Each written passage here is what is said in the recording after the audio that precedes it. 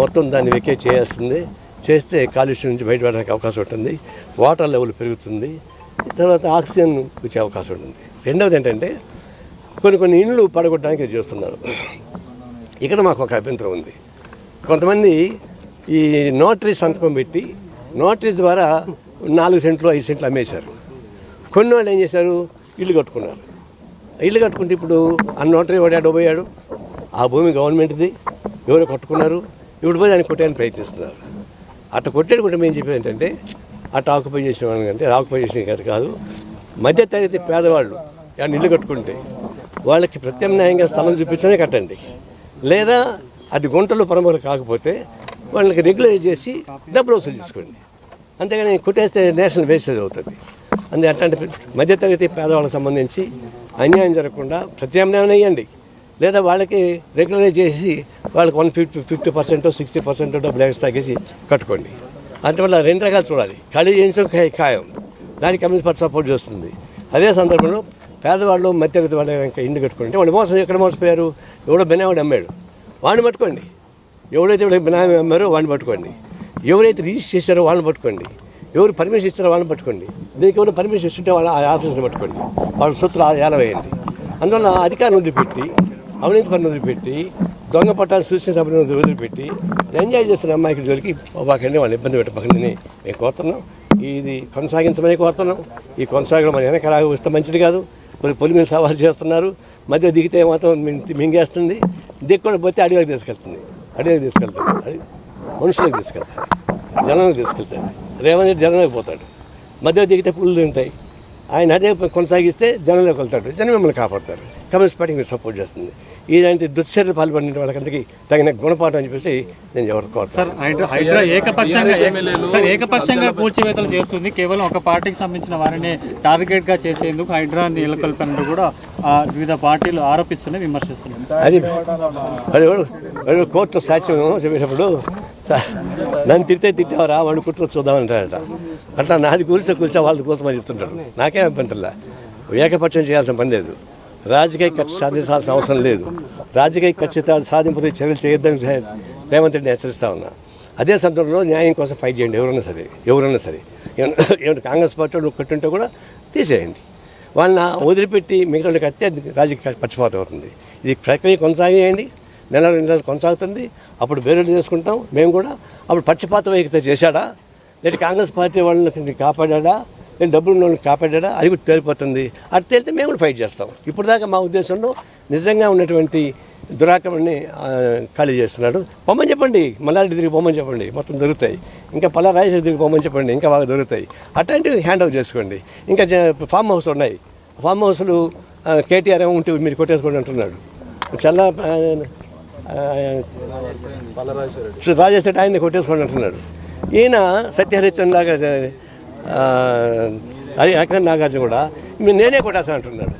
ఇది cinema కాదనైనా బొకాయించడానికి, cinema కాదనైనా dupe fight చేయడానికి వాస్తవ ప్రపంచం. అట్లా డూపులు కుదరదు. మేము చెప్పేది ఏంటంటే పక్షపాత వైఖరి లేకుండా నిష్పక్షపాతంగా పడకూడదే మేము సపోర్ట్ చేస్తాము. భవిష్యత్తు ఇంకా చాలా ఉంది. ఒకటి కొట్టారు కాబట్టి అడ్డం పెట్టడం కాదు, ఈ క్రమం కొనసాగితే మేము అబ్జర్వ్ చేస్తుంటాం. ఎక్కడైతే పక్షపాతం కనిపిస్తే అక్కడ డెఫినెట్గా మేము కూడా ఎదుర్కొంటాం. ఓవైసీ కూడా కొన్ని కీలక వ్యాఖ్యలు చేశారు. జిహెచ్ఎంసీ కూడా బఫర్ జోన్లో ఉంది, దాన్ని కూల్ చేస్తారా? ప్రభుత్వ కార్యాలయం సంబంధించి కూడా చాలా బఫర్ జోన్లో ఎఫ్టీఎల్ ఉన్నాయంటారు, దానికి ఏం చెప్తారు మీరు? ముందు ఎంఐఎం వాళ్ళు ఎంతకు కూల్ చేయాలి ముందర, ఆ తర్వాత గవర్నమెంట్లో రాజకీయ ఇబ్బందుల్లో. ఎందుకంటే ఇది గవర్నమెంట్ సర్వీస్ సంస్థ, మీదంతా ప్రైవేట్ దోపిడీ సంస్థ. ఈ టౌన్లో ఎంఐఎం వాళ్ళు ఆక్రమించినంత ఎక్కువ భూమిని ఎవరు ఆక్రమించలేదు, వాళ్ళే మోస్ట్ ఇల్లీగల్. ముందు వాళ్ళని ఖాళీ చేయించమని చెప్పండి, అప్పుడు గవర్నమెంట్ ఎక్కడ ఉంటే ఆలోచిద్దాం.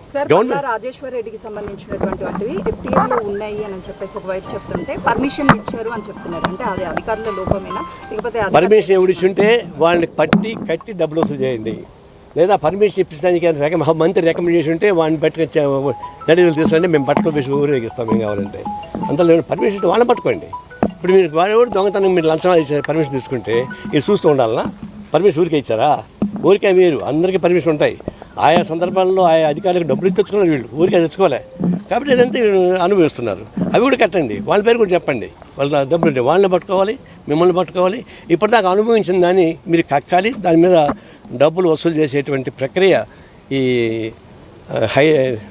హైడ్రా చైర్మన్ కోరుతున్నాం. సార్ అట్లే బీజేపీ ఎంపీ రఘునందరావు కూడా కొన్ని కామెంట్స్ సుప్రీంకోర్టు అక్రమ నిర్మాణాలకు సంబంధించి కూల్చివేయాలని చేస్తే అక్రమార్కులు కూల్చివేసే సమయంలో వెళ్ళి కోర్టుకు వెళ్ళి స్టే తెచ్చుకుంటుంది, ఇది కరెక్ట్ కాదంటున్నారు, తను సపోర్ట్ చేస్తూ ఉంటారు. మన రాజ్యాంగం లోపమే అది. దొంగలకి అవకాశం ఇచ్చింది, దోపిడీదారులకి అవకాశం ఇచ్చింది, నిజమైన వాళ్ళకి అవకాశం ఇస్తే మీరు కొట్లాడుకొని సాగుంటారని చెప్పింది. అందరూ సివిల్ లిటిగేషన్. ఒకసారి కోర్టులో స్టే వచ్చేస్తే అది తెగదు. ఆయన ఏమంటున్నారు, మాకు నోటీస్ ఇవ్వండి అంటున్నాడు. నోటీస్ ఇస్తే కోర్టులో స్టే తీసుకున్నాక మీరు నోటీస్ సివిల్ లిటిగేషన్ 10 ఏళ్ళు 20 ఏళ్ళు 30 ఏళ్ళు జరుగుతుంది. అందువల్ల ఈ సివిల్ లిటిగేషన్లో కూడా చట్టాలు మారాలా, ఈ కోర్టుల వ్యవస్థ కూడా మారాలా. అన్నిటికీ ఒకటే ఎద్దు ఏనిందంటే గట్టేయండి అనే పద్ధతుల్లో అన్నిటికీ స్టే తీసుకుంటే కూర్చున్నట్టు కుదురుతుంది. అందులో న్యాయ వ్యవస్థలో లోపాలు ఉన్నాయి. ఒకటి సివిల్ కేసు చాలా పెండింగ్ జరుగుతుంది. అవసరం డబ్బులు ఉన్నప్పుడైతే 50 ఏళ్ళు నడిపించుకోవచ్చు. ఆ డబ్బులు పోకల్లా ఇప్పుడు అడ్డం కొట్టి తీసేసేయండి, మనం చూసుకుందాం. సార్ జాన్వాడ ఫామ్ హౌస్ కేసులో సంబంధించి కూడా కోర్టుని ఆశ్రయించారు. అంటే అందులో తప్పు చేసామని ఒప్పుకున్నట్టేనా వాళ్ళు? తప్పు చేసే వాళ్ళే కదా కోర్టుకు పోతారు. తప్పు చేసే వాళ్ళు కదా గవర్నమెంట్ పోతుంది. తప్పు చేసే వాళ్ళు కదా కోర్టుకు పోతారు. కోర్టులో ఒక తెల్ల కాగితం ఇచ్చేసి స్టే ఇచ్చేస్తున్నారు. ఊరికి సంతకం పెట్టి కాగితం ఇచ్చేసి స్టే వచ్చేస్తామని ఆ స్టేట్ పెట్టి ఆడిపిస్తున్నారు. కాబట్టి ఇవన్నీ కూడా కోర్టుకు ఎవడు పోయాడంటే వాళ్ళు తప్పు చేసినట్టు లెక్క అని నా ఉద్దేశం. జనేని ఉండేవాడు ఎప్పుడు కోర్టుకు పోవడం ఫైట్ చేస్తాడు. సిపిఐ పార్టీ నుంచి స్టాండ్ ఎలా తీసుకోబోతున్నారు సార్? ఇప్పటి నుంచి కాదు, ఎప్పటి నుంచి మా స్టాండ్ ఒకటే. అది మమ్మల్ని పట్టించుకోలేదు. ఇప్పుడు వచ్చింది, పంట పండింది, దాన్ని గట్టిగా చెప్తున్నాం. మా పార్టీ ఇప్పటి నుంచి కాదు. హయాత్ నగర్ కాడ ఇంజనీర్ కాలేజీ కట్టారు. ఏది భూదాని భూములు. భూదాని భూములు కట్టకూడదు. భూదాని భూములు ఆక్రమించి ఇంజనీర్ కాలేజీ కట్టుకున్నారు. మేము మొదటి నుంచి ఫైట్ చేస్తున్నాము, అది కంటిన్యూ చేస్తాం. ఇప్పుడు కొలికి వచ్చింది కాబట్టి ఇంకొంచెం గట్టిగా ఫైట్ చేయడం ద్వారా ఈ ప్రభుత్వ చర్యలపైన ఇంకా స్పీడ్గా ముందుకు పంపించి పబ్లిక్ సపోర్ట్ కూడా తీసుకొని ప్రయత్నిస్తున్నాం.